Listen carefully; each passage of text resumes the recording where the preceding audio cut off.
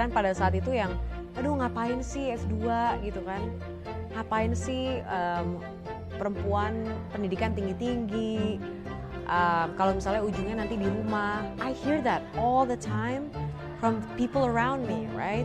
And I refuse to listen to it. I think that I know myself and I know what life I want to lead, dan itu yang aku pengen sampaikan lah pokoknya. Teman-teman juga um, harus you have to want to fight for yourself.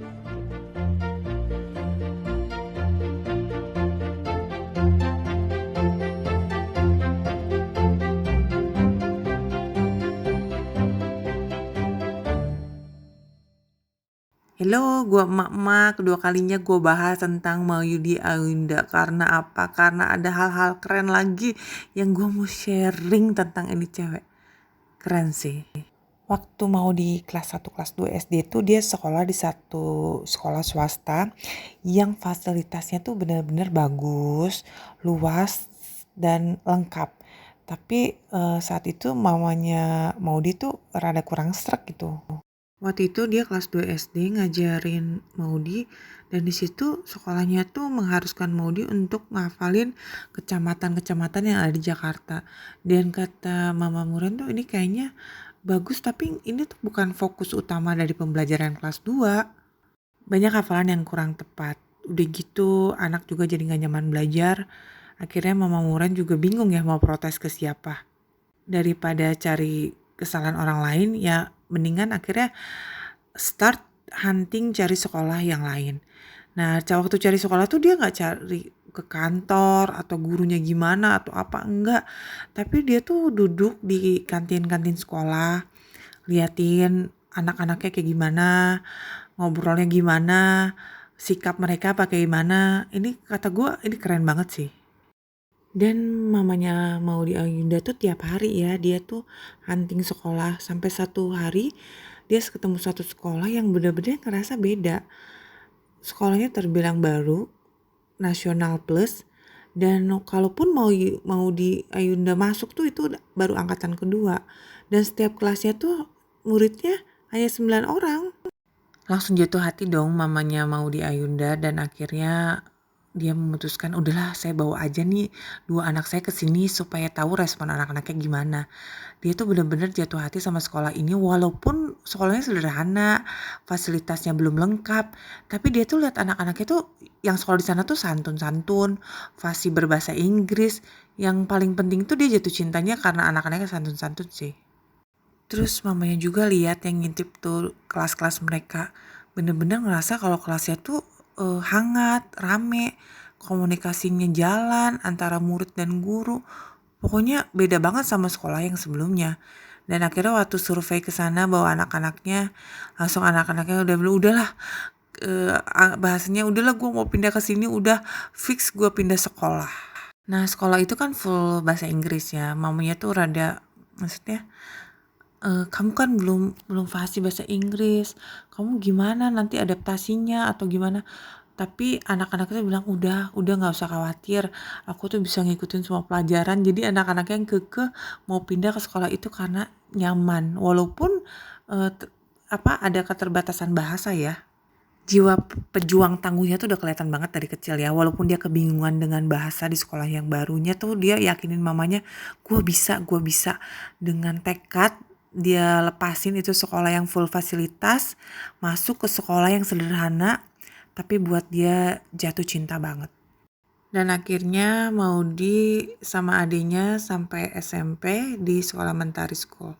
Nah ini sekolah Mentari School yang sekarang ya, kalau dulu tuh kayak rumah kecil gitu aja. Nggak ada fasilitas apapun, jadi bener-bener sederhana. Bayangin angkatan kedua pada saat itu.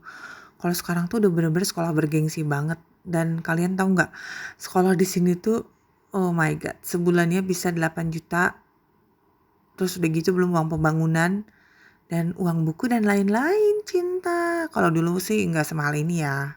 After lulus SMP, Maudi sama mamanya bingung nih mau masuk mana.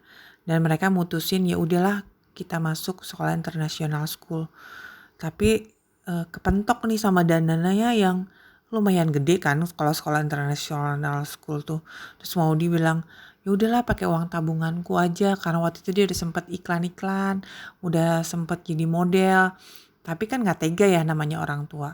Udah gitu mereka ngobrol lah, gimana kalau mobil yang antar jemput kalian sekolah dijual aja buat biaya sekolah. Karena mobil udah dijual yang buat antar jemput, jadi Maudi sama adiknya tuh harus pulang pergi naik bus.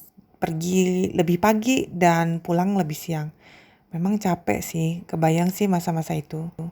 Mamanya bilang itu tuh sebuah pengalaman yang cukup berat di masa itu. Tapi sekarang dikenang dengan manis. Kebayang mereka mungkin harus ngirit atau nggak tahu ya, cuman ya itu cukup berat bagi mereka. Jadi perlu nggak sih sekolah di internasional atau di sekolah-sekolah bagus? Ya nggak harus wajib juga. Tapi kalau keputusan itu diambil dan menghasilkan buah yang baik untuk kehidupan kedepannya, pembelajaran yang baik, ya kenapa enggak untuk diperjuangkan gitu buat anak kita untuk satu hal yang terbaik. Ya gue sama ya, gue setuju banget. Gue berjuang untuk anak gue yang untuk sekolah yang terbaik. Gue ngerasa wow banget sih karena ternyata mamanya Maudy Ayunda tuh sempat jual mobil buat sekolah anaknya.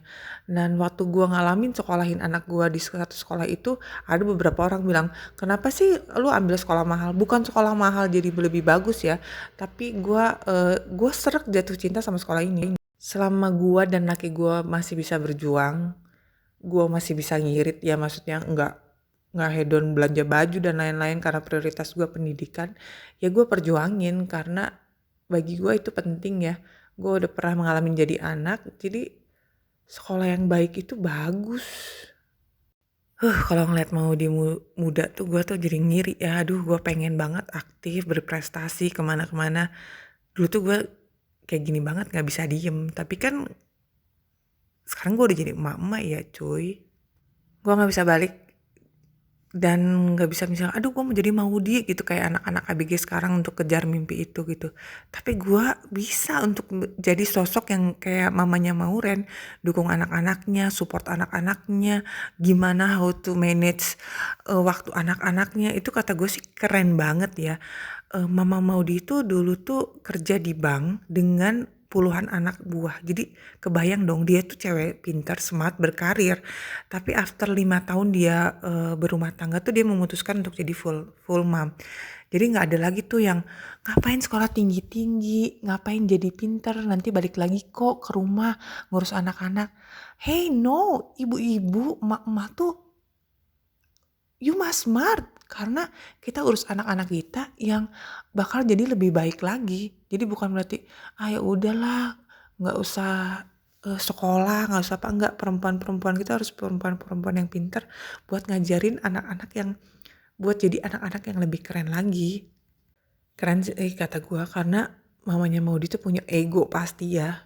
Dia jadi wanita karir tapi memilih mengorbankan karirnya untuk anaknya yang luar biasa. Nggak hanya itu gitu. Waktu itu dia tuh cerita juga dia punya satu rumah, dia pengen bangun rumahnya buat buat rumah mereka, punya rumah pohon, pokoknya yang rumah yang oke gitu, yang layak. Tapi keputusan Mama Muren dan suaminya tuh akhirnya rumahnya tuh dikontrakin supaya uangnya tuh dikumpulin. Dia kontrakin ke orang bule gitu, dia bilang gue bakal kumpulin dolar-dolar buat sekolah anak gue. Jadi bener-bener ini cewek smart banget ya. Dari kecil dia tahu anaknya mau sekolah kemana dan dia prepare sekolah anaknya, tabung sekolah anaknya, walaupun dia tekan ego dia gitu, bekerja, mungkin kenikmatan rumah impiannya dia sewain buat uang sekolahnya anak-anak di kemudian hari. Ini sih keren ya.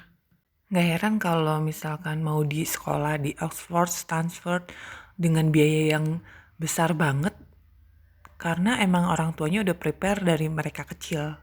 Orang tua tuh pernah jadi anak dan berpengalaman jadi anak. Jadi harusnya itu tuh jadi guru yang terbaik waktu kita jadi orang tua. Gue sangat diberkati banget dengan cerita Mama Muren dan kehidupannya berjuang buat kasih pendidikan terbaik buat Muren dan adiknya. Setelah ada satu lagi juga dulu tukang pecel cerita ke gue, dia jual rumahnya buat sekolah anaknya kedokteran dan udah lulus. Dan itu gue ngerasa diberkati banget. Jadi thank you buat temen-temen, gue ngerasa diberkati banget. Jadi gue sharing karena gue pengen banyak orang juga diberkati dengan kisah ini. Bye, God bless you. Oh ya, satu lagi, segala kesuksesan, segala keberhasilan itu gak ada yang kebetulan. Butuh preparing, butuh waktu, butuh proses untuk tumbuh jadi sukses. Ingat ya, gak ada yang kebetulan, gak ada yang tiba-tiba. Semuanya gak ada yang instan.